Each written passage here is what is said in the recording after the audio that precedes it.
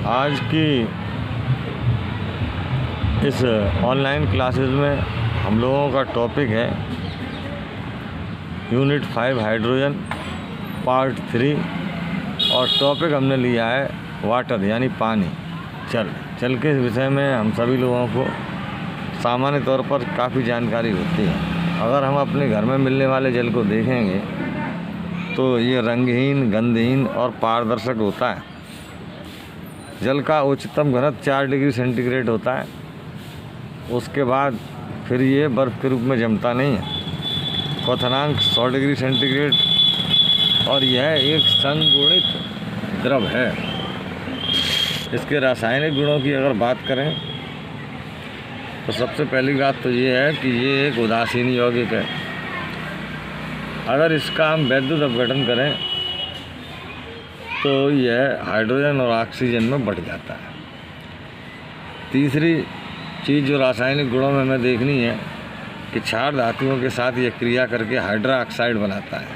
Reaction मैंने यहाँ पे दिए हैं 2Na + 2H2O 2NaOH + H2। चौथा पॉइंट जो है क्षारीय ऑक्साइड जल के साथ क्रिया करके क्षार बनाते हैं। क्षारीय ऑक्साइड जैसे Na2O और Ca2O ये इसके साथ क्रिया करके NaOH और CaOH ट्वाइस हाइड्रॉक्स बनाते हैं। अम्लीय ऑक्साइड जल के साथ क्रिया करके ऑक्सी अम्ल देते हैं, जैसे ये सल्फ्यूरिक अम्ल, परक्लोरिक अम्ल और नाइट्रिक अम्ल। रिएक्शन मैंने इसमें मेंशन कर दी है, आप इसे समझ सकते हैं। कभी कभी अलग से भी ये सवाल पूछ लेते हैं आपसे कि किसी पर सल्फ्यूरिक अम्ल का सूत्र दीजिए, तो वहाँ पे भी ये आपके काम आएगा। अब ये जो साधारण जल होता है इसके दो हिस्से होते हैं, एक होता है मृदु जल और दूसरा होता है कठोर जल। दोनों में अंतर क्या है? अंतर समझने के लिए एक बहुत मोटी सी बात यह है कि वह जल जिसमें साबुन झाग देता है मृदु जल होता है, और जिसमें साबुन झाग नहीं देता या कम झाग देता है वो कठोर जल होता है। कठोरता का कारण क्या होता है? तो कारण है मैग्नीशियम और कैल्शियम के लवण। कौन से लवण? बाइकार्बोनेट, सल्फेट, क्लोराइड और नाइट्रेट। यानी आप अगर ठीक से याद करने की कोशिश करें तो अंतर आप समझ गए। जो झाग देता है वो मृदु जल, जो झाग नहीं देता वो कठोर जल। कठोरता का कारण कैल्शियम और मैग्नीशियम के लवण। कौन से लवण? बाइकार्बोनेट, सल्फेट, क्लोराइड और नाइट्रेट। अब ये जो कठोरता होती है ये दो प्रकार की होती है, एक तो स्थायी कठोरता और दूसरी अस्थायी कठोरता।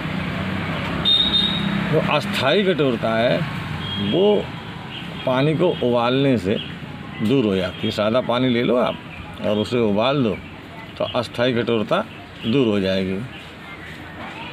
इसका मैंने एक रिएक्शन भी आपको दिया है कैल्शियम बाइकार्बोनेट के रूप में। अगर हम इसे उबाल देते हैं तो कार्बोनेट बन जाता है कैल्शियम का, और ये छान के अलग किया जा सकता है और हमें साफ़ पानी प्राप्त हो जाता है। दूसरे प्रकार की जो कठोरता होती है वो स्थायी कठोरता होती है। स्थायी कठोरता केवल उबालने से दूर नहीं होगी, इसके लिए हमें जिस प्रकार का लवण उसमें मिला है उस प्रकार की ही व्यवस्था करनी पड़ती है।